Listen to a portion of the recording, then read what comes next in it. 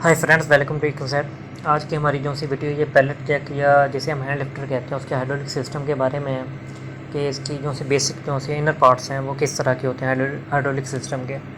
तो ये अब देख रहे हैं कि हमारे पास दो कैविटीज़ हैं, आउटर कैविटी है, इनर कैविटी है। जो सी वो इनर कैविटी है उसके अंदर हमारा वो मेन सिलेंडर शाफ्ट होती है जो सी ऊपर नीचे आ रही होती है पैलेट जैक को। यहाँ पे हमारे पास ये रिलीज़ वाल्व है, ये वही वाल्व है जो से वाया चेन के साथ अटैच होता है ऊपर हैंडल लीवर के साथ, और जिसको हम दबाते हैं तो वहाँ से प्रेशर लूज़ हो जाता है। ठीक है, तो इसकी इंटरनल स्ट्रक्चर इस तरह की होती है।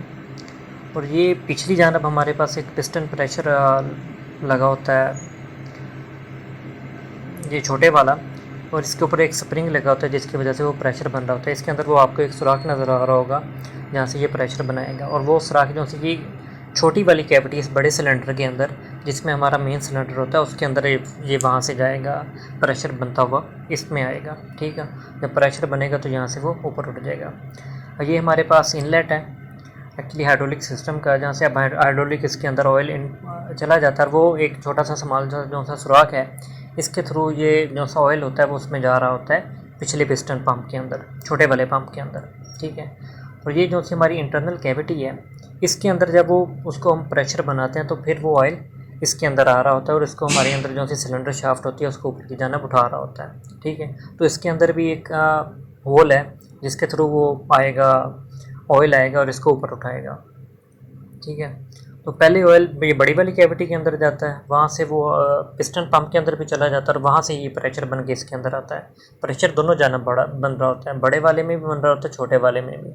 बड़े वाले में चूँकि ऊपर सीलें लगी होती है, हवा होती है, तो इधर तो ऑयल आ नहीं सकता, तो वो छोटे वाले में ऑयल आता है और फिर इसको पंप को जो सी सिलेंडर शाफ्ट होती है उसको उठा देता है। तो ये है वो सुराग जिसके थ्रू वो ऑयल आ रहा होता है पिस्टन पंप से, जो सा वो पीछे वाला छोटा पंप लगा होता है जिसके ऊपर स्प्रिंग लगा हुआ है। अब उसी पिस्टन पंप के अंदर हम ये सिंपल केरोसिन ऑयल है जिसको हम पुट कर रहे हैं।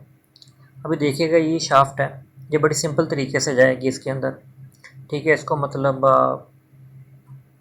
अभी हमने पुट करके दोबारा उठाया भी है।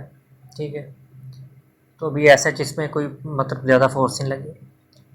तो अभी अब दूसरी बारी देखिएगा हम उसके अंदर दोबारा केरोसिन ऑयल डाल के सिंपल ये पिस्टन पंप है छोटे वाला, इसके अंदर हम दोबारा प्रेशर बनाएंगे। ठीक है, तो वही प्रेशर इधर दोनों कैविटीज़ में होगा। जी आप देख रहे हैं बड़े वाली कैविटी के अंदर भी वो बबल से बन रहे हैं, ये छोटे वाली कैविटी में भी प्रेशर बन गया है।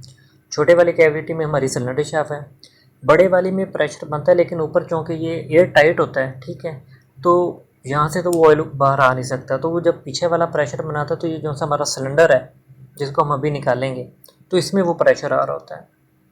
ठीक है, ये वाले में। ठीक है, ये भी बड़ी मुश्किल से बाहर आ रहा है, और अगर हम यहाँ देखें तो वो थोड़ा सा स्मोकी टाइप भी हो गया हुआ है। एक्चुअली ये केरोसिन ऑयल था। और दूसरा कंसेप्ट यही है कि वो जो सा प्रेशर बन रहा होता है वो दोनों कैविटीज़ में बन रहा है, आउटर कैविटी में भी, इनर कैविटी में भी। लेकिन आउटर कैविटी चूँकि सील टाइट होती है तो अंदर एयर होती है, तो वो तो प्रेशर तो लाजमी बात है ऊपर को आ नहीं सकता हाइड्रोलिक ऑयल। तो ये जो स्मॉल वाली कैविटी है इसके अंदर हमारी शाफ्ट होती है, तो यहाँ से जो सा ऑयल होता है उसको प्रेशर इनपुट करता है और वो आगे निकलता है।